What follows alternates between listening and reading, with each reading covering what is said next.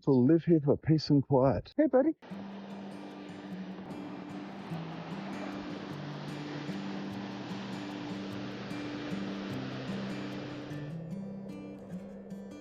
I'm Trinity Anderson, producer and narrator of Plog Vlog. Let's go Plog, the Tamborine National Park in the Cedar Creek section.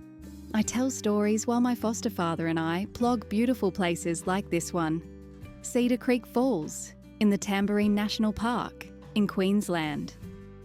If you watched the last episode, you might remember me quoting David saying, "Let's not speak ill of the dead." Well, this episode has to speak of the dead. Matt's story needs to be told. People live here for peace and quiet. I'm going to be considerate. So we can understand how the next chapter in my mum's life could begin. Let's talk a little about Cedar Creek Falls first, though. There's a bit. Cedar Creek Falls is one of those places that carries noise even in its stillness. The falls cascade through volcanic rock and hoop pine gullies, feeding into quiet pools downstream. Hey, bush turkey. How are you? People come here to picnic, swim, or just breathe in something unfiltered. But when we came to Plog, I found myself thinking less about what people leave behind in nature and more about what they leave behind in each other. I've been going through more of Mum's journals, trying to get them into chronological order. I'm up to one she wrote in April 1996, beside a tent in Ch1 National Park in Nepal. There's a passage where she describes seeing a tiger, and it stopped me cold. The entry ends with her saying it felt like a good time to write about how she separated from Matt. A tiger? I'm not sure that Matt was a tiger, probably more a hyena.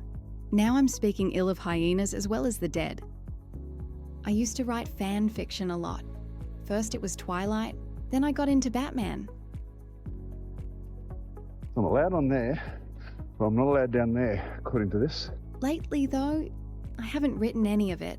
Not because I don't love the characters, but because I've started writing something that feels bigger. I've started writing her story, Mum's story, and maybe my own, even a little of Matt's.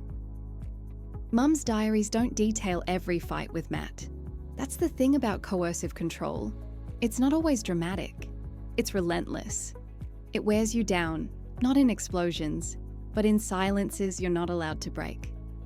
But there's one diary entry, dated long after the recalled incident, that shows the moment Mum saw another side of male violence, a reluctant and regretful side. I turned up at the nightclub because I knew he'd be working. Two men were being led away, both bent over, blood on the white concrete outside the door. Whoa, look at that. Then I looked up. Cedar Creek Falls. He was just standing there. One line of blood ran from his knuckle, down his middle finger, and was drying into a dark drop at the tip of his fingernail. That was Mum seeing David, not Matt. Years later, she wrote about it like it was the moment she realised strength didn't have to mean destruction. I asked him about it. He showed me the scar between his knuckles and said, "I had to get tested for HIV afterwards. That's when I learned that you often lose a fight even when you win." That had been the night Mum had sought refuge from what happened to Matt, from who had happened to him. That night in Nepal, What looks like tape. years later by candlelight, my mother wrote, It is tape. "He died like he lived. Fast, careless, reckless." A shotgun blast to the leg from someone who'd had enough of him sniffing around his girlfriend. He bled out in a car park in Brisbane while the others scattered. She never said more than that, but it changed everything. David had been writing something that night in Nepal too. Still got me, Trinity? There was a photo of him in Mum's diary, pen in hand and glistening with insect repellent. "I was just writing about the tiger," he told me.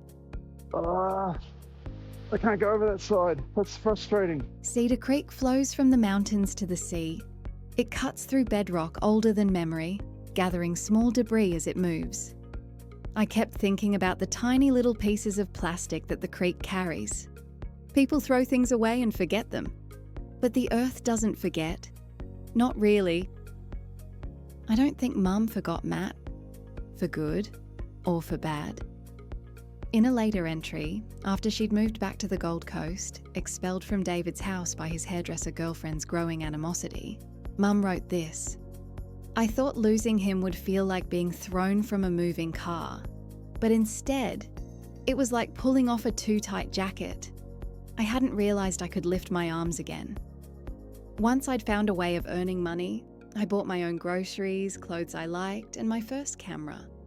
I also learned what it was like to wake up without feeling fearful. She became self-sufficient, quietly, fiercely. It wasn't magic. It was maintenance, like cleaning a riverbank one tiny piece of plastic at a time. I've never said this out loud before, but I think the reason I hide isn't just because I need to. It's because Mum never got to.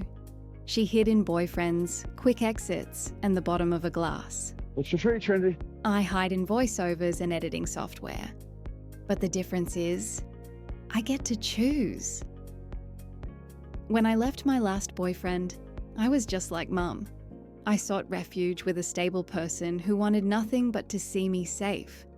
He and his wife eventually became my foster parents just before I turned 18. When I called, he just said, "Come over." Just like that. No questions. That room is yours. For as long as you like. It'll stay yours. Maybe he wished he could have said that to Mum, but back then, jealous girlfriends got in the way. At Cedar Creek, the water flows over granite worn smooth by time and rainfall. There's a spot just below the falls where the current slows. And I stood there for a while after filming, watching dragonflies hover and leaves circle slowly on the surface. It felt like something was ending, or maybe settling. This feels like the end of a chapter for my mother, the end of Matt, the start of something more exciting. I think the next video should be a recap, an episode where I remind you and myself what her story has been so far, where we've been, what we've learned. From Mount Doom to Mount Edwards, from the Mine Memorial to here, from disconnection to this. This isn't the end of Mum's story.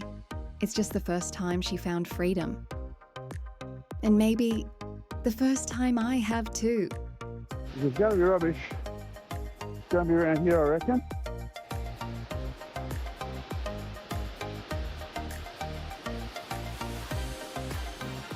Danger, Will Robertson, danger.